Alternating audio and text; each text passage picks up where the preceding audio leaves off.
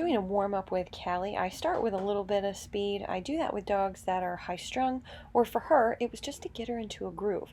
So I know it doesn't look like I'm going fast, but I'm just going a comfortable pace. And I'm encouraging her a lot. Every time I turn, I say, let's go, and I'm patting my leg.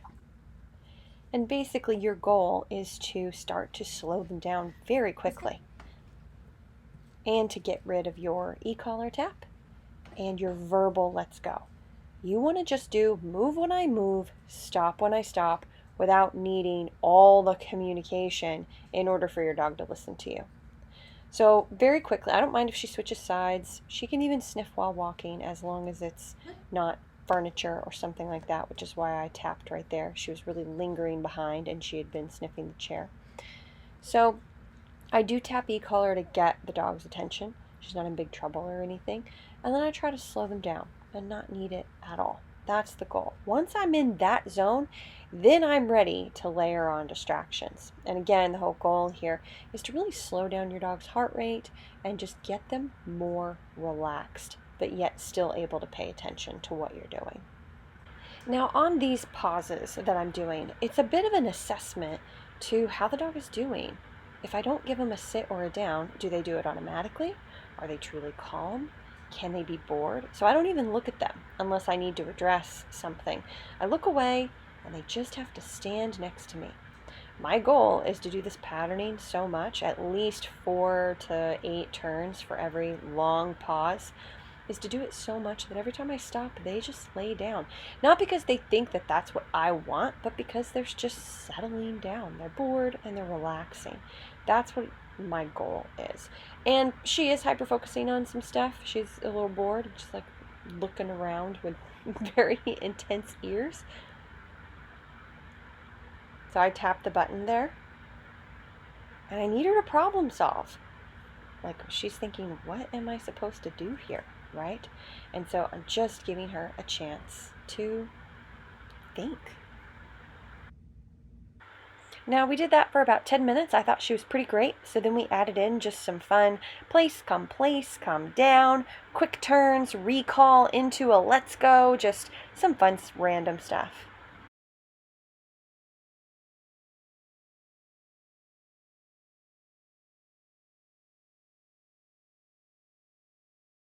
Okay, now I'm really wanting to layer in some challenges. So I've got a squeaky toy, and my goal is to recall her from the squeaky toy. And these are the types of challenges she needs to stay sharp. So now you have a decision to make. You can release the dog to go get it. They might be a little bit confused, but if you kind of pick it up and give it to them or something like that, or toss it again right in front of them, really help them understand the difference between their release word and when they aren't allowed to get it. I notice I didn't say N-O at any point. Now if I'm outside and it's a squirrel, it's always a no, because my dog will never chase a squirrel. Inside in the house, I would only use N-O if my dog was really blowing me off and kept getting to the toy. Because ideally, I want to use a command just to call my dog back from. So that ideally you want to say, you want to pitch it and say, let's go or come. Then if you need to say no, say no. But that's because the dog didn't follow the command, not because they can't ever get the toy.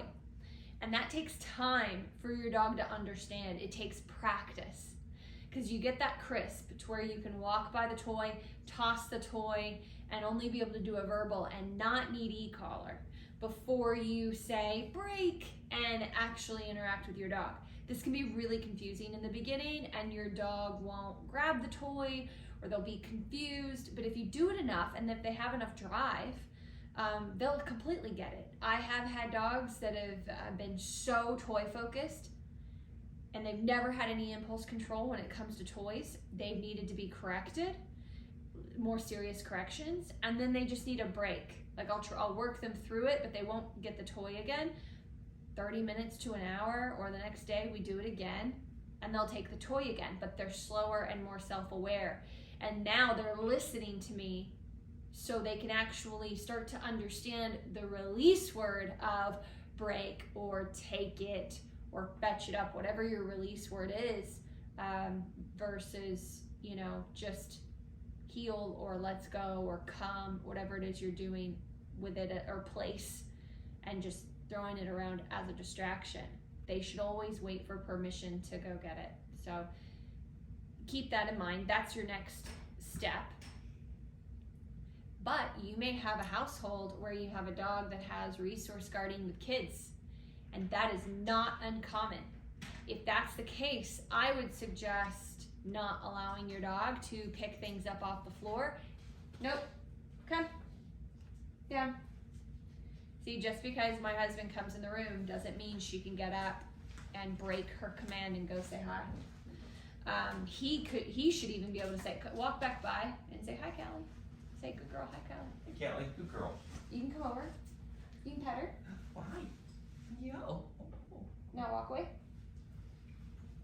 Good girl, Cal.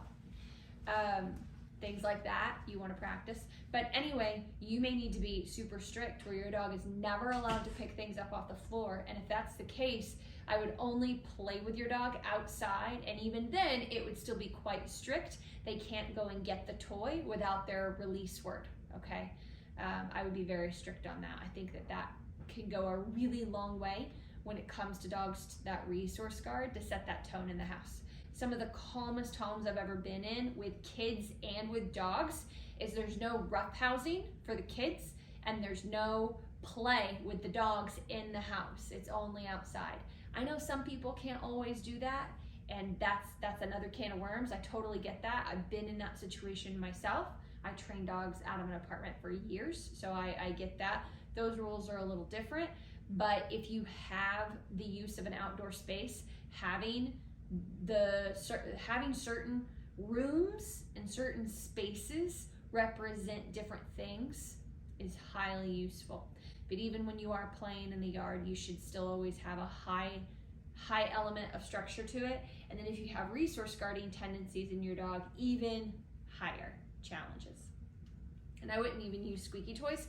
I was just doing that as a hardcore distraction. So now that is underway, we've done our slow, got our slow on, got a little bit of the speed, slowed back down, got our distraction work. Oh yes, oh yes. Let's see if you can do this from here. Probably not. Good girl. Out.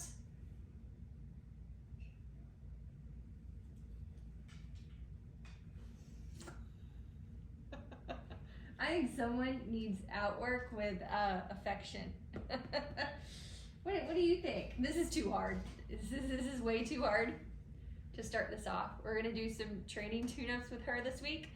And I don't think I've done it with her off of affection. Maybe I have, I don't remember. She's been around for a while. We've done it off of food, blankets, other toys, but affection is something different. So that's why I wasn't clear with her, because it's too much.